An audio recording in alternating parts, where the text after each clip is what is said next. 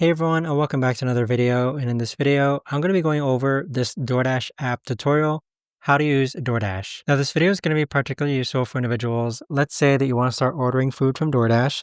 How do you actually go ahead about using this app? Now, this video is going to be short, sweet, and simple, guys. There's not going to be a lot of steps involved. So first things first, let's actually go into the app store of your phone and then click on search on the bottom right hand corner. And we're going to search for the DoorDash app. Next, we're going to click on DoorDash food delivery and then click on install. Now, once you have the app installed, open up DoorDash and you can use DoorDash as a guest account or you can actually create an account. I highly recommend that you actually go ahead and sign up for an account just so that you have some order history going on. But we're going to go ahead and log into our DoorDash account and use our phone number, which is blurred out here. And so once you're logged into your DoorDash account, on the upper left-hand corner, you want to click on your address. Right now, it's blurred out for me. And this is where you want to enter your address. So you want to set any saved addresses that you want food delivered to. So we're going to go ahead and select this address here. Now, once you have your desired address selected, you can categorize or search different restaurants or fast foods based on type. So fast food, healthy, breakfast, sandwiches, ramen. Let's say that we're interested in ordering some Thai food. So we would click on Thai food and it's going to show us all the restaurants nearby that will deliver us to. Now, when it comes to filtering between different restaurants, I like to look at how many stars the restaurant has. And I also like to see if there's any deals happening. So for Archie's Thai, for example, we get 20% off up to $5. For Japanese curry zen, we get $5 off on $20 plus, and that's with the Dash Pass, so do keep that in mind. But let's say that we want to order from Japanese curry zen. We would click on that restaurant, and then let's say you can see underneath deals and benefits.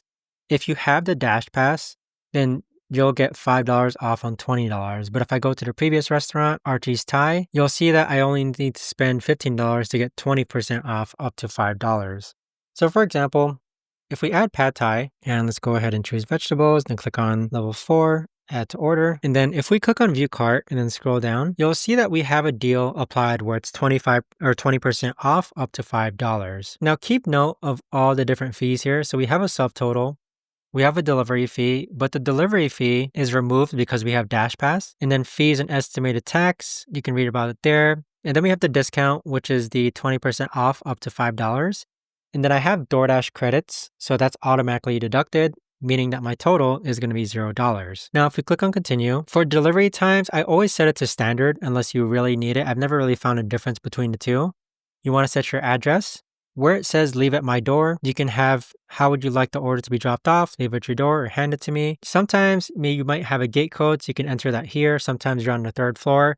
You can enter drop-off instructions which the delivery driver will see. If you click at hand off to me, you will need to give your dasher a PIN code. And so with that PIN code, that ensures that they actually receive the order. Now, if we go back, you just have a phone number as well. You can use it as send as a gift. And then here we have different payment method options. And then here you can toggle on Chase monthly benefit. And if you scroll down even more, you can add a tip and then click on place your order. And so with that, that is how you go ahead and get food delivered on DoorDash. I do want to show you a couple more settings though. So you can actually go ahead and order groceries from DoorDash as well. So this functions pretty much the same way. You could actually shop for different retail items on DoorDash as well. So it functions the same exact way as you would a restaurant. If you click on the Me option and then you click on settings and then scroll down, click on payment. This is where you could add different payment methods to your DoorDash app. So you can use PayPal, credit card, Apple Pay, Cash App Pay, and you could also redeem gift cards here. So underneath DoorDash credits, if you click on redeem gift card, this is where you would type the gift card PIN, and it's important to keep in mind that any DoorDash credits will automatically be applied to future orders, okay? You don't need to manually input it in.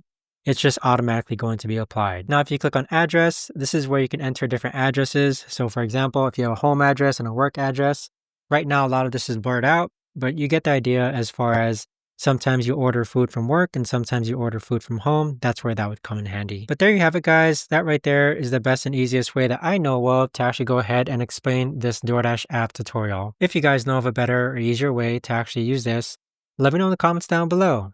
I would love to know. Thanks so much for watching, everyone, and I'll see you guys all in the next video.